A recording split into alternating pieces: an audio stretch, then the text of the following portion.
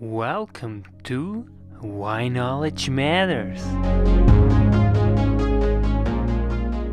In this episode, Father Joachim Ostermann joins me to discuss living and dying, life and death. Welcome, Father Joachim. It's great to have you back on the show. It's nice to be back, and I'm happy to talk about this topic, even though you might think that talking about life and death is a little bit too serious, but I think it's very important to consider it. How do you see living and dying, or life and death? So, you can look at life and death, or birth and death, as beginning and end. And maybe we tend to think in those ways, and then life is simply what's in between, and is simply given, and there's a beginning and there's an end, and that's all there is to it. But that kind of escapes what really needs to be considered. It's escapist, because it doesn't really consider death. Living and dying is really what needs to be considered. What does it mean to be truly alive? And what does it mean to be dying? And if you have accompanied a person who is dying, who is preparing for death, then I think you realize a lot about what it means to be living, because it is really, of course, a person who is dying is still alive, and very much so. And you may learn a great deal from observing what happens to this person and how this person considers his or her life as they reflect on death. But simply living blindly, simply taking life for granted as being between birth and death, that really, it escapes the responsibility for thinking about what does it mean to be a living being? What is it really, what my life is about? How can I shape this life in such a way that I truly am living, that when I face my own death, that I will be probably disappointed that it's ending, probably in deep pain, but I will also think that I really had something in my possession that was precious and wonderful. And I should show that already right now, when I'm not thinking of death, when I'm thinking of simply living and looking at a beautiful day and looking forward to the things that I'm about to do today. So living and dying, there's a complementarity between them. And life and death is more than beginning and end.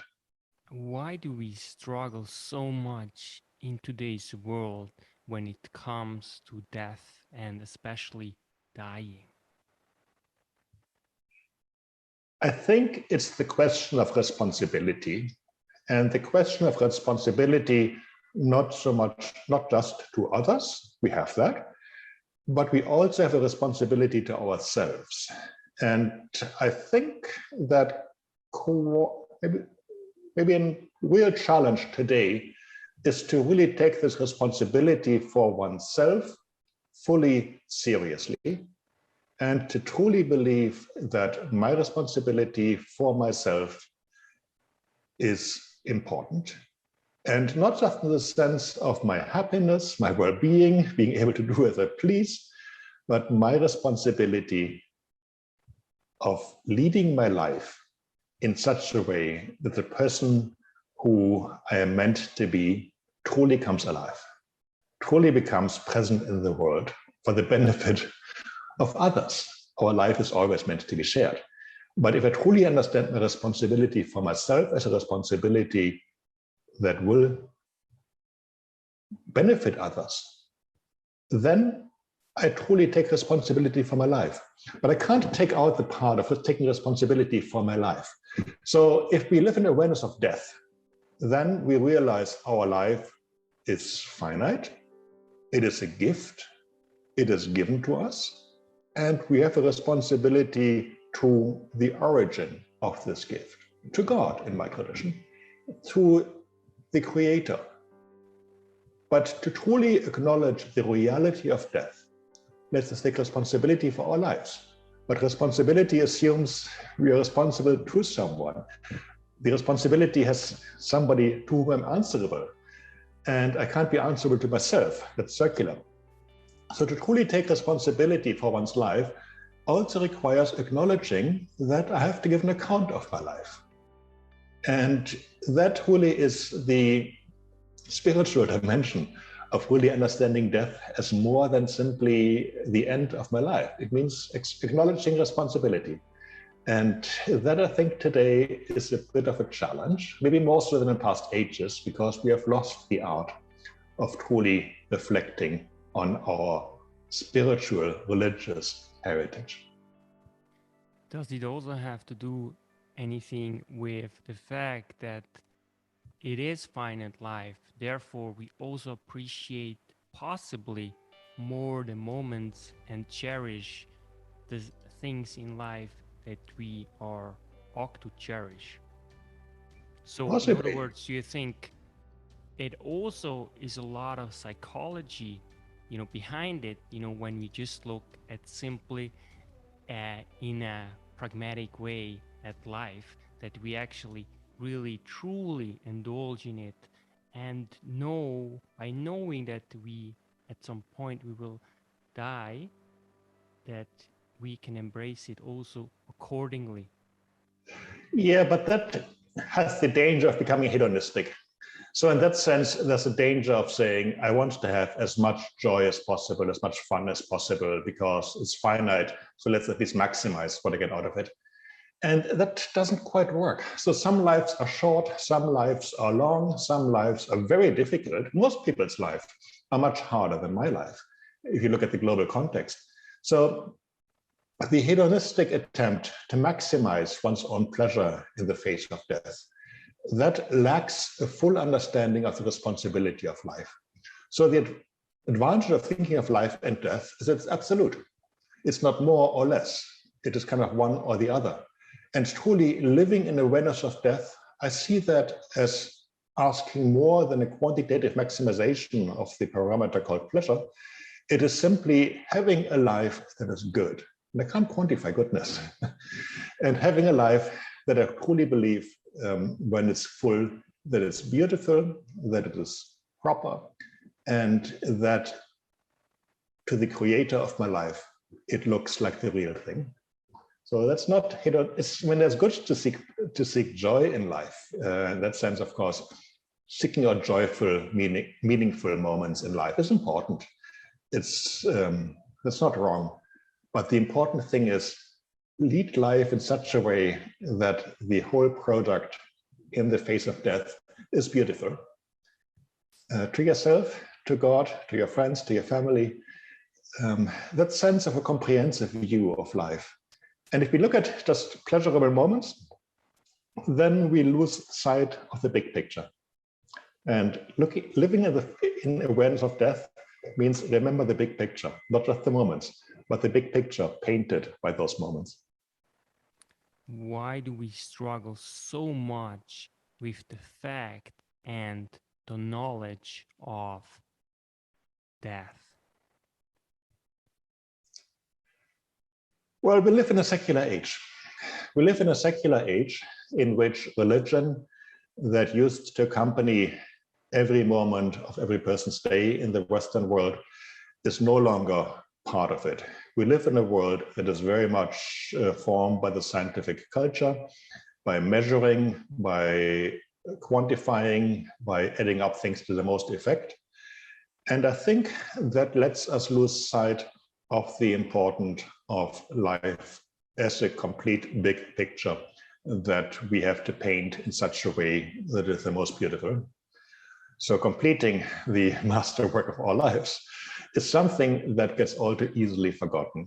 And I think for young adults in particular, the challenge may well be that really you no longer have the well-defined trajectories of life that the generation of my parents and grandparents had so many generations ago, where it was pretty clear that you would grow up, you would get married, you'd have a family, you'd live on a farm, or maybe do work in an office or in a factory, and you would die.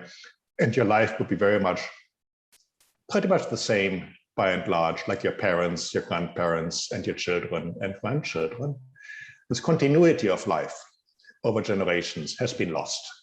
And the modern age is fundamentally different from all other ages in the sense of life as a whole not being presented to you in young adulthood as a clear set of expectations. So we live more fragmented lives. We live lives with many more career changes. And this is good. I mean, I changed my career several times and I quite enjoyed it and it kept me alive. But so there's nothing wrong with that. I'm very happy with the opportunities of the modern age, but it makes it more challenging.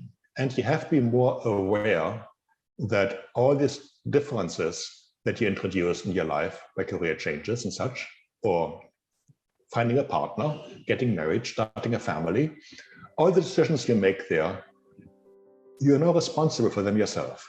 You can't just say, I'm doing what everybody else does. You can't just go with the flow any longer. You have to take more responsibility in the modern age. And that is a good thing. We become more alive, more complete, more beautiful by taking more responsibility for our lives and having more opportunities to paint the most beautiful picture. But it's also more difficult.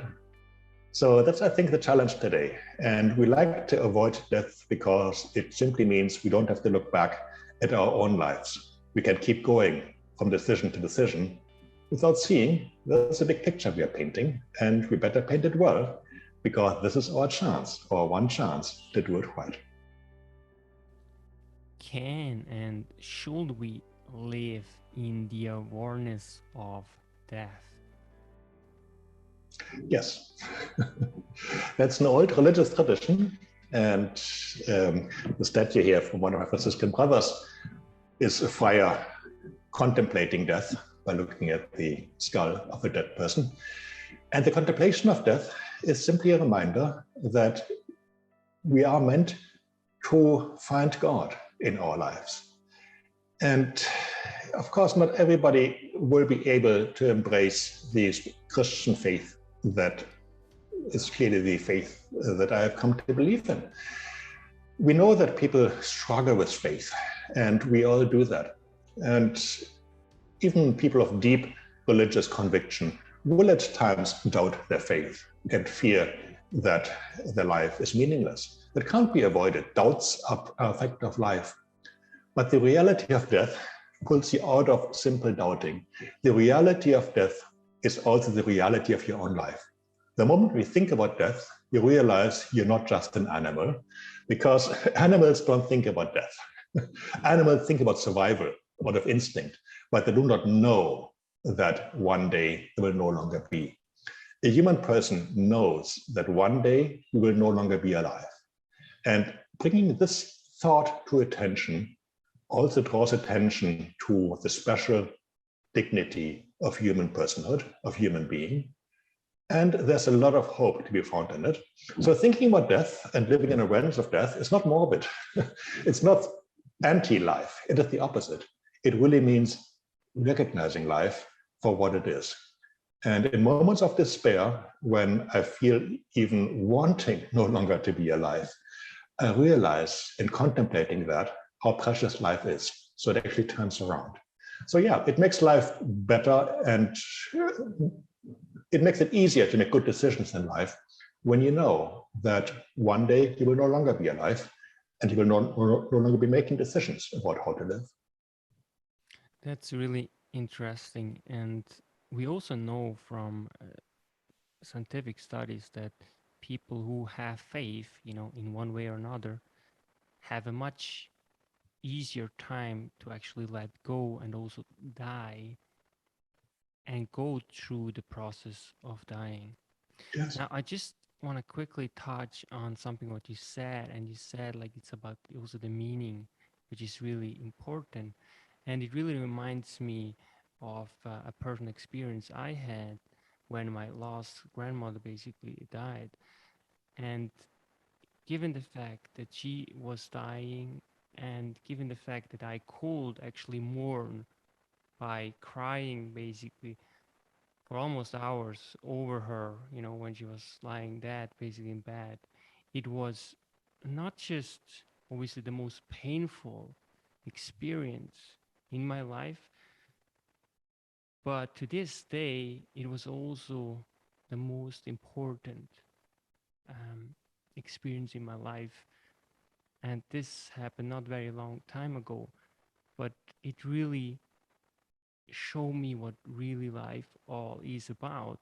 And especially the process going through the fact that someone is no longer anymore, and to acknowledge it, how painful it is, but at the same time also how rewarding it becomes, and life becomes from this moment since then actually even more profound and meaningful. So I think it's very important. I can understand, I can feel like And, what you and mean. that's a gift you received. And it's a gift you received from your grandmother in that moment. And we have to acknowledge that. And an experience like that is really beautiful to behold. And dying like this also is a value, as painful as it is. So it gives meaning to suffering in a way that really one can only appreciate if one has experienced it. And this is part of our modern age's difficulty of accepting that suffering can have meaning, because we wish this person to die peacefully. If we love a person who is suffering and dying, we do want this person to die peacefully without pain. But when we experience it with her, then we realize there's something in it that saves us from the meaninglessness of despair. And that is a gift. How do you prepare for dying and death? I think most importantly, by reflecting on your own thoughts of what is a good life, what are values, where they're coming from, to really have a good understanding as to what is precious in life, not just enjoyable. We start with enjoyment, with good feelings, but what is it in them that makes it good? We learn from other people. If we have the gift of experiencing a person dying well, by well I mean dying in a way that really brings the meaning of death to full awareness as drawing attention to life, then to accept these experiences, to open ourselves up to the possibility of pain in suffering with that person and experiencing the salvation through that suffering. So just being somewhat open to that is a good way to prepare. But if this is just too heavy, because for some people this is just too much pain, just reflect a bit on philosophy, on spirituality. Why is it that some people believe? What is it that they believe? And if you have Christian faith, if you truly are a Christian, if you have been formed in the Christian tradition, then by all means, do not take it for granted. Do not say, well, I learned that in graduate school, I learned that in grade school. No, take faith seriously. Realize that what you learned in First Communion class is not enough. If as an adult, you have to study a bit, learn a bit, engage your faith. Go to church, meet other Christians, form a community of faith, join a church community, go to Mass, receive the sacraments. Take your faith seriously, whatever it is. Don't just say, okay, I'll deal with that later. Take it seriously because it really helps you in your daily life and making good decisions. So it's really preparing for death is preparing for life. And you have to do that by taking your spiritual life very seriously. So think about your faith, practice your faith, go to church, listen to homilies, think about it. Go to another church if you don't like the one that you have been going to. But take it seriously, make good decisions about your spiritual life. If you can't find faith, read philosophy. Think about what is life's meaning about, but don't avoid the question, because the question will always be there at the very end, and the most important. So you have learned to really contemplate what is the value of your life, the better you'll be in living it well and dying well. how did your studies as a scientist inform yourself about life and death, or dying and death? And did it help you in one way or another? Yes, it did help me. Of course, when I was studying sciences and when I worked as a scientist, my spiritual life, my life of faith was pretty much separate. And I did not study with any of the thoughts in mind that I'm asking now. That came much later. But what helps is to see that scientific understanding of the human body allows me to see a certain naturalness of death, that the body is meant to grow old and decay eventually, that the body has the weaknesses that prepare us for illness, that there's something natural about illness and dying in the sense of being part of our biological nature and not to be feared, not to be ignored, and not to be seen as just forces of evil that have to be avoided at all cost. There's something very real about our aging, our illnesses, and being a scientist does allow me to look at these things with a certain objective detachment and understand them and not being too distracted by them. And that also means that I can clearly separate what I mean by speaking of death as separation from God, being lost for all eternity, being dropped into non-being at all, on the one hand, and death as a biological process.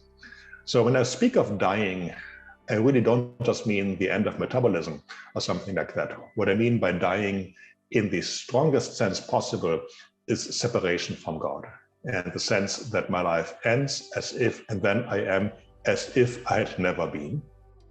This kind of death, where the life ends in the sense as if never having been existed at all. When you exist in the memories of other people for a little while, 1, 2, or 3 generations at most, but then eventually you're forgotten. And even if you enter history as a great person who has lived, your picture in history is not the real person who lived. So if you cannot have a heritage in the human society itself for all eternity. So if you think of dying as not entering into the hands of God, then dying means being as if you had never been, which means your life is meaningless. So as a scientist, I could separate these two things. My biological body understood by the sciences, and in that sense, death is natural, not to be feared. But then I asked myself, what else could death be?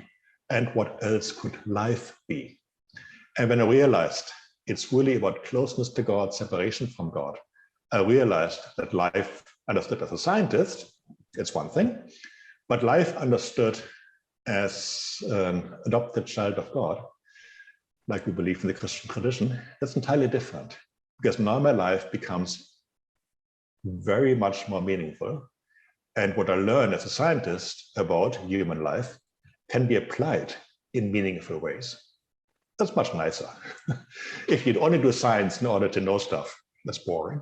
But if you can use science to really make life meaningful, that's very beautiful. You said that life cannot be reduced to simply atoms. Atoms cannot tell us what life is. In other words, life can only be experienced by living it. And you remind me on an analytic philosopher from the US, and he once said that we can figure out the way a bat works, the brain functioning and all the quantitative data we can collect and figure it out. However, we can never, ever know what it is like to be a bat. What does this tell us when you think about death? I think most importantly, to avoid any kind of reductionist approach to life. So when you think of yourself as atoms, then you think of yourself in the way of the reductionist scientist, where everything is reduced to something smaller. where you start with a big picture, and it gets smaller and smaller and smaller and smaller until you have elementary particles. And then, of course, it eventually disappears from mathematics. That's reductionism. And reductionism is very useful when you are a scientist, when you do physics, but very bad when you do life. Because when you do life and you simply ask, how can I use my time most effectively to have the biggest amount of fun in life, then you really destroy it. Then you end up with something which is utterly meaningless, because it becomes a disjointed list of pleasurable experiences possibly, but it's not really life. Life is inherently something which is united, developing, emerging, coming into being with others, with God. So really, when I talk about reductionism, what I really mean is not just it's incomplete, but it really takes the fun out of life and the beauty out of life and the fullness out of life. Life is a comprehensive big picture, and any thought of physicalist reductionism destroys that big picture. So that's what I meant. Kind of, if you think of yourself as atoms, then the consequence is that you don't pay attention to life. And living life, because life is given to you, so you can't define it. You receive it, and you know what it's about by living it, by knowing what is good about it. And then you discover the love of those who raised you. You discover the love of your friends, of your partner in life, of God, of spirituality. So then you discover that life is something much more precious, much larger, that emerges within all these atoms. But there's an origin quite distinct from what we just consider in the natural sciences. Your advice in closing about life and death, living and dying? Well, I think in closing, to kind of sum it up, pay attention to your spiritual life. That's really the starting point. And pay attention to your faith. So if you're a Catholic Christian, like myself, do not take any of that for granted. Do not believe that simply continuing what you learned in elementary school will be enough. Take your faith seriously, reflect on it, live it. Live it by participate in your faith community. Go to church, even if it's only to meet other people, even if it's only for the social context, but realize church is about something very important. Even if you don't get it at first, just open yourself up to the possibility that you discover something. If you do not like your local church, if you're raised as a Catholic and you cannot stand for some reason what we are preaching from the pulpits, find something else. But do not give up on your own life of faith. I'm very confident that people will be drawn into the Catholic Church and the Catholic faith because I truly believe in it. I have no fears of the competition, quite the opposite. We all work together for the goodness of God being poured into the world. So, but do not give up on your life of faith. If you can't get it at all, if you simply are turned off by all the spiritualist talk, do some philosophy. There are many people who have come to faith through philosophy, but most importantly, take your spirituality seriously. Do not consider it a waste of time.